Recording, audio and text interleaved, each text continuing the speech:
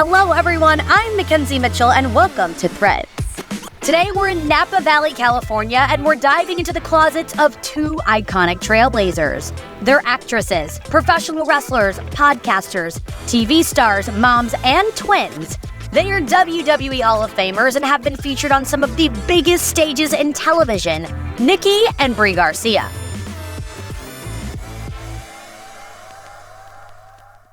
Hi, ladies. Hi. Hi, how are you? So good. We're so excited to be here. I am so excited for this episode because you guys are like the epitome of iconic. And this whole show is about iconic looks from iconic moments in the past.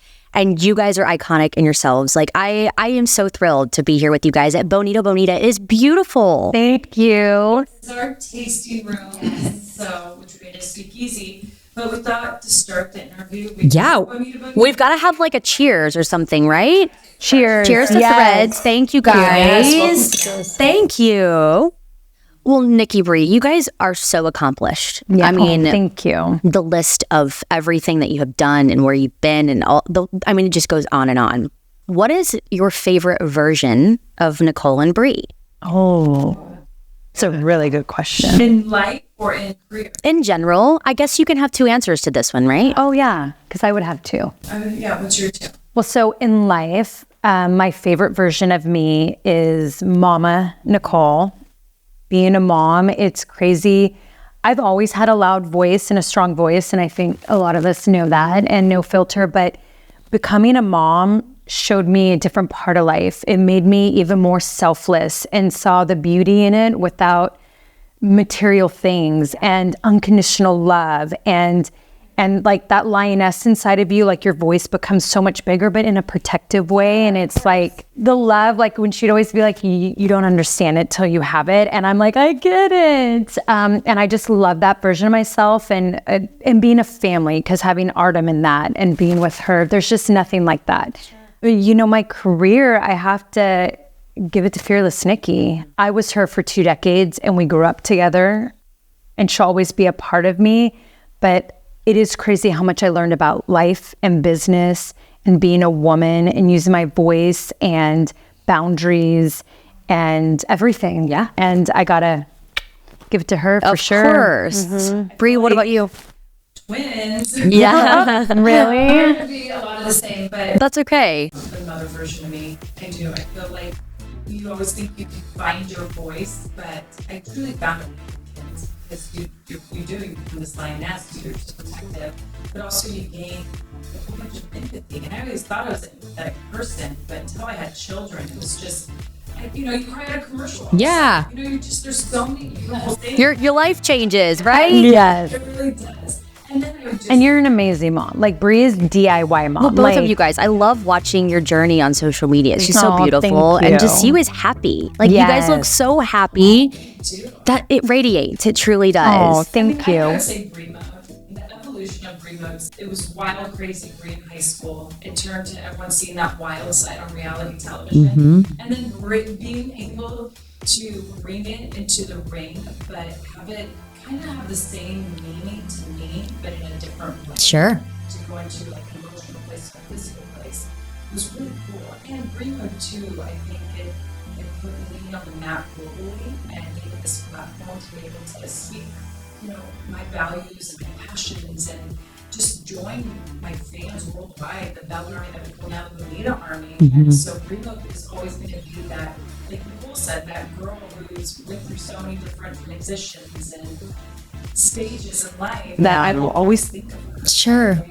Yeah. Sure. Isn't it crazy how like Fearless Nikki and Brie mode and what you guys had on your clothing, it spoke without speaking anything as well. At the same time, it kind of, it established who you were, your values and your core, essentially. You guys are absolutely trendsetters, I feel like, in every right. It's so crazy because so many of my friends that are in the business are just starting in professional wrestling or whatever.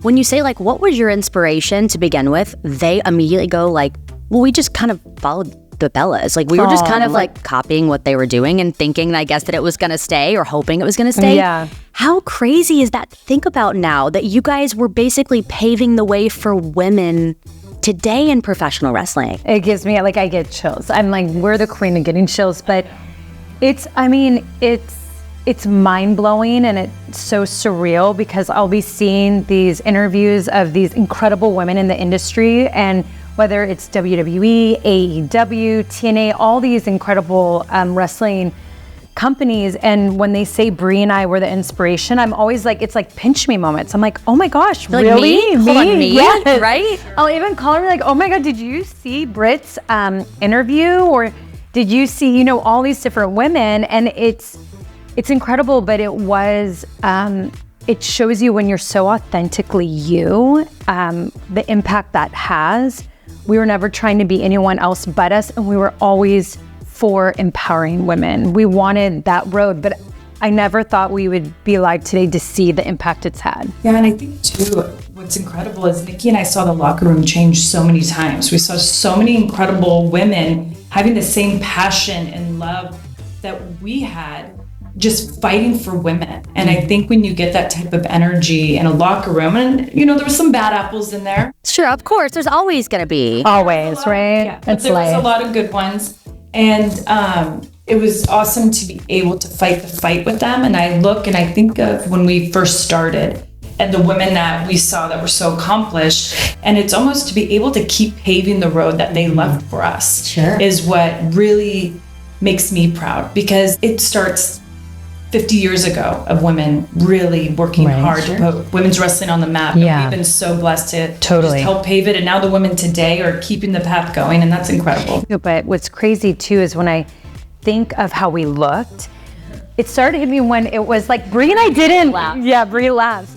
But like when when we created our looks, like Brie Mode and Fearless Nikki, because we created that, and then we started to become like Halloween costume stuff. And I remember when companies came to us and go, so we want to purchase like your look so we could start selling it in like these gigantic stores. And I'm like, WWE for that one. I'm like, well, just, cut a jersey out, get a big bra. Yeah. Who was you guys' inspiration when you were creating some of those looks? Like we were talking about one from the past. Was there anyone that you guys were looking to in ring, and even just for your overall style and attire? For me, it actually was who I was as a soccer player. Because like some people know and some people don't, but Brie and I, we were competitive soccer players. Like soccer was our life. And I went on to play college, and then I was going to play pros. And that's like the league in the US had folded for women at the time I was going to do it. But then when I was thinking of going back and playing and I was training, I was going to go to Italy and play enough. And she came to me about Diva Search. Yeah. But when I started to think of Fearless Nikki, all I could think about was my soccer days. So that's when I was like, you know what? I'm going to make a jersey sexy. I was always number 2 in soccer. Like that was my number. So that's why I wore 02. And that's why I had the socks that were mock like soccer socks. And then I just felt really hot in smaller shorts. My mom's like, those are underwear. And I'm like, Mom, but with my curves, they're like, they compliment me the most. Like everything else just didn't look right. So it really was from just me being a sexy tomboy and being who I was before wrestling. Yeah, and even though when we first started, we were very Latina inspired. And I think too, because we were going on Smackdown and knowing, just the demographic was more Latin, we were like, well, we're half Mexican, so let's just do it. But it wasn't even the demo. We just wanted to be that. No, I know, and we with our roses and that's what I was going to ask. That I was going to say, was the roses in the hair and the ruffles? Was that your inspiration? Was that what kind of inspired that? Oh, yes. Sure. Yeah. Because we always felt sexy as Latinas. I mean, and even as Italian women, we're Mexican Italian, but we really loved our sass as Latinas. Yeah. And that's when we created the ruffles in the back and the roses in the hair. But I think we felt almost too little girl for a while because we were dressing identical. Mm-hmm. We had to really talk alike. And we were the first identical twin girls to debut. So for them, it was just like, well, that's your gimmick. Right. You gotta look alike, you gotta talk at the same time. For her, and then we did the one pieces as a transition. Which you really Okay, but you know why? Because some of the executives, I wore a one piece to the ring for rehearsals. Sure. So when they said, hot, "Ooh, okay, this is it." Yeah, they go, we love this. But by the way, it's like made by a Brazilian brand with hot, it's not made to wrestle, and it's like a hot outfit. And they're like, we would love you guys to be in this gear. Making that in wrestling gear, that was a time, and of course it was when I won the Divas Championship my first time. I hate those outfits. I hate that time. I just look at that and I'm like, we look Burn like those we have photos. camel toe. Yes. Oh my gosh. There's a lot of us here and more of that. It just didn't make sense. It was not authentic to us at all. The Latin us, that was always us growing up. Okay. But then everything in between that. And like you said, when we finally got to be individual, Sure. it finally made sense. Because we got to think who we wanted to be. Right. I was going to say, when you guys were doing twin magic, how did you feel about not being able to not express individuality there? Like, I mean, you're sisters, you're twins, you're not clones of each other. So how was it to have to essentially be the same human for a period of time? It was hard. It actually caused a lot of disagreements between us. Because actually, being identical twins, we can be more different. And so getting on the same page in your young 20s, she would be like, ew, I don't want to wear that. I'd be like, well, ew, I don't want to wear that. And then we would always be so cringed out on talking like when people thought twins were like that. And then when they started to make us do that in pre-tapes, we were like, wait, Ooh, what? What? Ew. It was like, we just were like, ew, we hated it. Remember how much we hated it? We really didn't enjoy it. We didn't. But when we did twin magic, there was one twin who was under the ring. You have a monitor and you have to close watch because It has to be identical. Yeah. something came off the gear. You had to Red underneath- lipstick got smudged. You're underneath the ring. You have someone helping you, but you gotta look exactly how she looked. And at you've- the end of the match. And you've got like, what, 90 seconds to put that together, right? Like at some point, some days, it was quick. I mean, it was white. So it just. Let's bring it back and let's talk about your OG, like your original gear. Do you remember what that looks like? Like the first time you're stepping in the ring to have a match. Take me through that OG gear. So that was nuts because, as you know, like when you're at FCW or if it's NXT, especially in our days at FCW, we all were making like $500 a week. We weren't making much money. So to go find a tailor, which usually was like attached to a dry cleaner, and be like, so can you kind of do this? And they're like, what? And that's where you kind of go get your outfits made. Like Brie and I didn't know gear people or anything. Found that one lady in our apartment complex. And then we found someone in our apartment. No way. Going to college, she was doing it for fun. And we're like, can you? She's like, well, maybe I can. So that was the first time we invested money, and we were so obsessed with Britney Spears when she did the MTV Awards performance where she ripped the clothes off. Was and it the in the beige nude one? outfit? Yes. Oh my gosh, like freaked out. So we mocked that, and that was our first where we put in a lot of our own money to get something made. And we wore it at FCW, and then when they called us up to Smackdown, we're like, this is what we're gonna wear. This is gonna be perfect. And then when we got there, the day we were debuting, they were like, no, you're not. One girl was like, red's my color, sorry. And there were red stones on it with like nude, but it looked nothing like anyone else's gear. And our pants had a little bit of flair, which wasn't, I guess, allowed. Yeah, There was and a lot. so our first day, when I look back, and bless Julie's heart, seamstress, who's Julie and amazing. Terry. Julie and Terry, they felt bad for us because we were already changing in the bathroom. I can only imagine. It was crazy. We were changing in the bathroom like people were coming in and peeing in. So we had taquinis because then you never know if you're doing a best body contest. Which is crazy in itself to think Crazy. about. So you always had to have a bikini pack. So we had silver taquinis. It's shocking we had bikini. I know. And the BB, we had BB Workout black pants. workout pants. And they just cut them, sewed it on BB workout pants, and then sprayed glitter on the bottom. And that was what we did. That was what it was. That's what it was. Did you guys ever have a set of gear that you had made and you were like, oh, this is so cute, and then it came to life and you were like, this was not at all what we were envisioning? For me, it's actually when I wrestled Stephanie McMahon. That's how much Really? and actually it never got finished.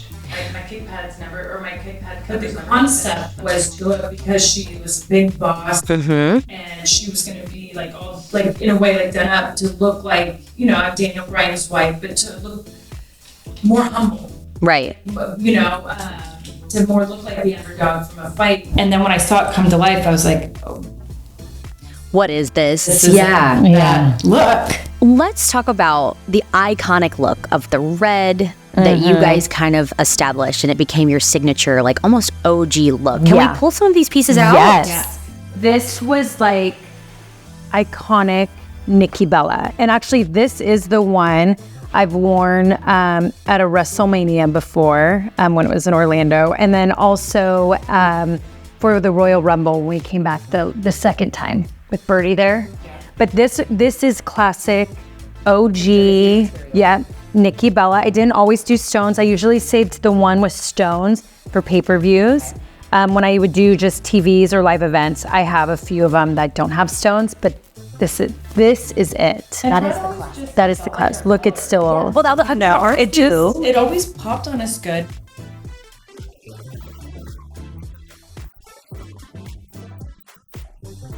Made us the most confident. Like, we put on a red lip and we put on red and we just own it as a woman. It's our super Wonder Woman colors and Superman. When you put on that cape, red was like our cape. That was our thing. Nikki always said the jersey, but I did, always the pants that were torn up. Yeah, and the flannel around my waist. And she was always a sexy tomboy, but I was very much like a punk rock, grungy girl growing up. You were like very doing your hippie. 90s. So I wanted to go back to the 90s. That's why I thought, like how cool to have like wrestling gear that looks torn up the way I'd wear pants like back in middle school, and always a crop top. And then I was like a cute little headband because Gwen Stefani, like no doubt, that was like your vibe. Yeah. Jam. Literally on my wall in middle school, I had Gwen Stefani and Shania Twain. Like so crazy, but I loved both their styles and their feels. And then the flannel, it kind of went of stuff I'd wear in middle school. I just really went back to that girl. And so just the grunge era. And also like, I think Brian and I just being kind of, from the reality show you saw that we were more nature driven, hippie, and the flannel kind of represented that woodsy, grungy side that I love. And then the plaid, you still had touches of plaid, even if it wasn't just this look, it was different variations. You had different touches of plaids throughout your career. I noticed when looking back at your photos. It's funny, Nikki and I always thought about branding. We were really big branding. Smart. Well, you're entrepreneurs by trade. I mean, look now, right? Yeah. So I knew that the flannel I couldn't wrestle, and so when it came off, I still wanted to represent that side of me, and so that it would constantly flow with everything I wore. Yeah. So you guys had this kind of little crop top little outfit, but you did do different variations almost of the gear as well. Yeah. What was your thought process in having different variations of almost a different style? I mean, not only us women who love fashion, so it makes it fun to get creative, especially themes for pay-per-views, or what's the meaning of the story I'm in right now and how can I express that through my fashion? And then also with branding, I knew it was fun for the fans because the fans and like the Bella Army, they couldn't wait to see what is she gonna wear next? How is she gonna tell me a story through her outfits? Like, because that's the biggest part. And I would tell the girls, when the new girls would come in, I'm like, the moment your music hits and you hit that stage, your entrance on that ramp, that is your time that you have to capture not only the live crowd, but TV viewers. There are more people tuning in. How do you make someone stop the channel and not turn it? And so I would always think of that. So you see how a lot of people, Money in the Bank, a lot of people will wear green or bring in money stuff or different things like that. And I would always try to bring in something that people are like, I know what she's saying with that. I know what that feels. And also different looks of being athletic. And we saw our fans help out too. Like They would tweet at you or tell you guys? Wow. They kept calling me that. Right. And I remember one pay-per-view I had fans go, That was another one that we got in trouble for, right? no, I didn't get in trouble, someone made fun of me. Oh, that's what it was. And, they didn't realize I was behind them. Oh, that's Oh my gosh. It was pretty Wow. You look so cute. I loved it. And I would actually rewear it again. Yeah. Well, as you should. Maybe we'll bring it out. Maybe we'll see Right? Brie at home like strutting around. Well, and I would do the same with my shoes. I would always tell different stories with my Nike kicks of like bringing in designs. What's crazy is Mosh, I was the first person in the wrestling industry that he made shoes for. And now I think he makes them for everyone all the time. Kind of started, again, a trendsetter. Yeah, trendsetter, right? you know. Outside of this iconic look of like you had the pants, but you had the shorts, was there another set of your gear that you loved? You absolutely loved and you felt like it was authentically you? It may not be this look particularly. So this, because then, we're Arizona girls. And I remember when I finally Natty and I got a match at Elimination Chamber, and it was going to be at the arena in Phoenix. And it was the first time I got to be a part. Well, I think Carmella was my first one that got to be like a unique match where there was like no DQs or something like that. And Natty and I had that, and we literally, we went through the backstage. We got to hit each other with glass, like tables, go in the crowd. I just remember being like, this is what I want. Yes. This is me. Getting down and dirty, actually having a wrestling match. Yes. I'm like, finally, this is what we've worked for. But I loved this because I'm like, this is my Arizona people. I took it from the Phoenix Suns, and we were in their arena. Hometown girl. And I really loved this. And I should have brought my green one. Do you remember our green outfits? We had a tag against Natty and Paige, but then I would wear that green one a lot because then all of a sudden I was like, oh shoot, with the snatch ponytail, I really like this look. Okay, I was, yeah, like, it serves a moment. Green. Yeah. I have to say mine outside of like what, like my iconic gear would be WrestleMania 30 when we had the big, it was the Battle Royal. But it's when I was starting the storyline also with Brian, and we knew her and I were gonna have like a spot and match, but I came out stare down. completely different. It was like a dragon on the side. Oh, that's Brian. right. Yeah. I forgot about that. Just because Brian being the American dragon, and he and I were getting married a week later. Yeah. It was just like, I'm gonna be like Dragon Girl. Dragon Girl. Brie, Dragon Girl, right? And I just was like, WrestleMania is like the place to try something really crazy and fun. Go for it. And it was just like, Reviews, right? Yeah. Especially. yeah, and it was black leather, so it made me feel like really sexy, ninja-like, and then with the flames and everything, I just kind of was like, you know what? It felt, I knew it wasn't gonna be a consistent thing, but it felt really fun to do in my own. Right. Yeah. And you know my camo one. Is this this one. We did. This was the first time we did camo, and I wish I did it more, but this has been my last match. Oh my gosh. This is The probably- Swarovskis on it though, they just sparkle. So sparkle, right? And this has probably been my first and only non-jersey. Like Yeah. everything else was jersey. Is this like a spandex material a little bit? Almost like a sports bra. Yeah. And I just wish that once I did this, I loved camo. I should have brought more camo into my field. But didn't you love our camo look? I did. Is there someone today in wrestling that you guys love their style? Ooh, that's a good question. Do you want to know what superstars have stolen Nikki and Brie's fashion hearts? Tune in to part 2 to find out. Her different looks that she's done, I love it, especially when she does. Obviously, they asked me to wear a dress to be on stage, but I wanted to feel like Brie mode. From wardrobe malfunctions Oh, well, I saw that one time. to cherished family heirlooms, When I walked up and she goes, is that my robe? this special part 2 of Threads with McKenzie Mitchell is packed with Nicole and Brie Garcia's stories. Tune in for these exclusive reveals and more on Threads with McKenzie Mitchell.